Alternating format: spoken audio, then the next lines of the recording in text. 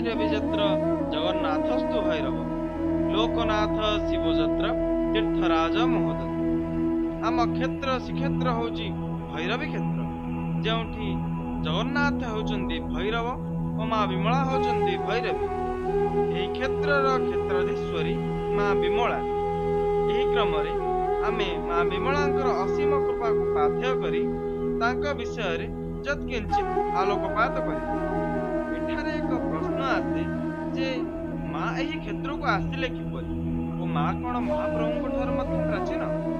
वामदेव संहितार जना जाए एकदा देवर्षि नारद प्रफुल्ल चित्तर जाई देवाधिदेव महादेव को दर्शन कर नारद को असीम आनंद को देखी भगवान शंकर तांकर आनंदर कारण जानिया को आग्रह प्रकाश कर वैकुंठपुरी रे भगवान विष्णु को समर्पित प्रसाद सेवन नारदंकर आनंद कारण यह शिव बुझिपारी।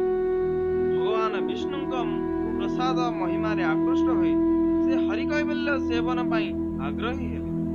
नारद निज दक्षिण हस्तर अंगुली रे लागिथिया प्रसादर अन्न कणिका को प्रदान कले। प्रसाद सेवन करी भगवान शंकर आनंद रे बुड़ीगले। यही समय माँ पार्वती सेठारे उपस्थित हुई प्रभु महादेवंकर आनंदर कारण संपर्क रे अवगत हुई भगवान विष्णुंकर हरिकैवल्य सेवन पाई आग्रह प्रकाश कले। मात्र हरिकैवल्य सेठारे उपलब्ध नथिला। भगवान शिवंक ठारू नास्ति वाक्य शुणी माँ पार्वती भगवान विष्णुंकर कठोर तपस्या करथिले। भगवान विष्णु प्रसन्न होई माँ पार्वती को श्रीक्षेत्र रे विमला भाव अवस्थान करी दैनिक हरिकैवल्य भोज निमंते वर प्रदान कले। अन्य एक पौराणिक मत अनुसारे दक्ष यज्ञ रे दग्धीभूत माता सतींकर शरीर पाद श्रीक्षेत्र रे पतित होइतिला। एही क्षेत्र 52 गोटी शक्तिपीठ मध्यरु अन्यतम। जेणु एठी मांकर पाद पतित होइतिला तेणु एहाकु श्रीपाद पीठ कहिथांती। कालिका पुराण अनुसारे देवींकर 4टी मुख्य शक्तिपीठ मध्यरु विमलांकर पीठ अन्यतम। यह एक प्रसिद्ध तंत्र अटे। यह उद्यान तंत्रर मूलपीठ अटे। ऐतिहासिक केदारनाथ महापात्रଙ୍କ अनुसारे माँ विमलांकर विग्रहटी 7ମ शताब्दी निर्मित।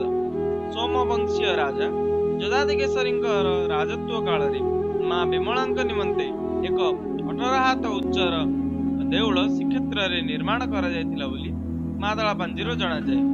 माँ विमलांकर मुख्य मंदिर उच्चता 60 फुट। मांक गर्भगृह को मुह करी मांक वाहन केसरी एक गज को माड़ी बसिवार विग्रह शोभा पाउछि।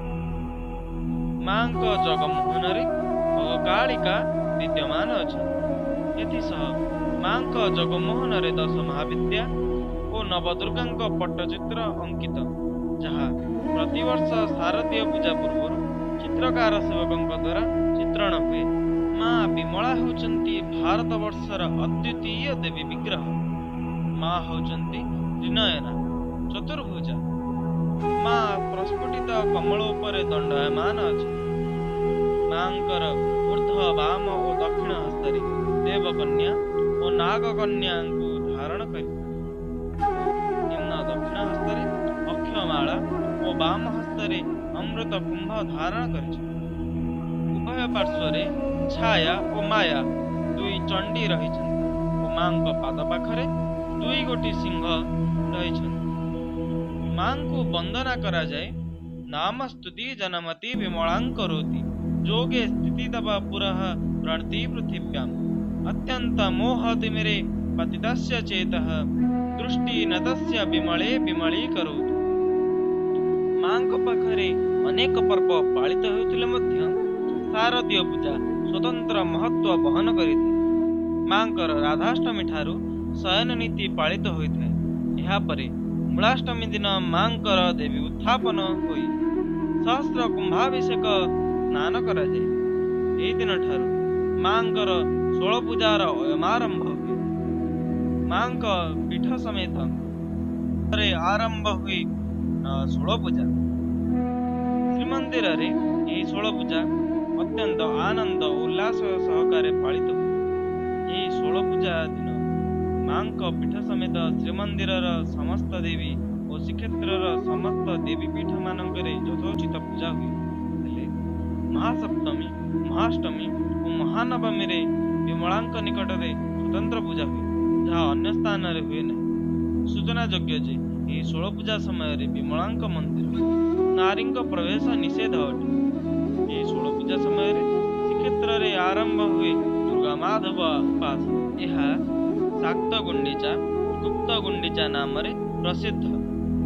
ଏହି ସମୟରେ ମାଙ୍କର ଅନେକ ବେଶ ଶୃଙ୍ଗାର ହୋଇଥାଏ, ଯଥା ବଗଳାମୁଖୀ ବେଶ, ରାଜରାଜେଶ୍ୱରୀ ବେଶ, ବନଦୁର୍ଗା ବେଶ, ନାରାୟଣୀ ବେଶ, ଉଗ୍ରତାରା ବେଶ, ଜୟଦୁର୍ଗା ବେଶ, ଦଶଭୁଜା ବେଶ, ମାତଙ୍ଗୀ ବେଶ, ହରଚଣ୍ଡୀ ବେଶ, ସିଂହବାହିନୀ ବେଶ ଓ ଆହୁରି ଅନେକ। ଏହି ସମୟରେ ମାଙ୍କର ଅନେକ ସ୍ୱତନ୍ତ୍ର ସୁବର୍ଣ୍ଣ ଅଳଙ୍କାର ପରିଧାନ କରିଥାଏ, ଯେପରି ତ୍ରିମୁଣ୍ଡିଆ କମରପଟି, ଝୋବାଗଣ୍ଠି, ସୁଅକି ମାଳ, ଚମ୍ପାକଢ଼ି ମାଳ, ଗୁରୁଜାତକ ମାଳ, ଛୋଟ ମୁଣ୍ଡ ମାଳ, ବଡ଼ ମୁଣ୍ଡ ମାଳ, ନୂଥ ଓ ରାମାଭିଷେକ ପଦକ ହାର ଏହିପରି ଅନେକ ସୁବର୍ଣ୍ଣ ଅଳଙ୍କାର ଧାରଣ କରିଥାଏ। ଏହି ଷୋଳ ପୂଜା ପାଇଁ ଶ୍ରୀମନ୍ଦିର ପ୍ରଶାସନ ପକ୍ଷରୁ ସ୍ୱତନ୍ତ୍ର ରୂପେ ଆଚାର୍ଯ୍ୟ ବରଣ କରାଯାଇଥାଏ।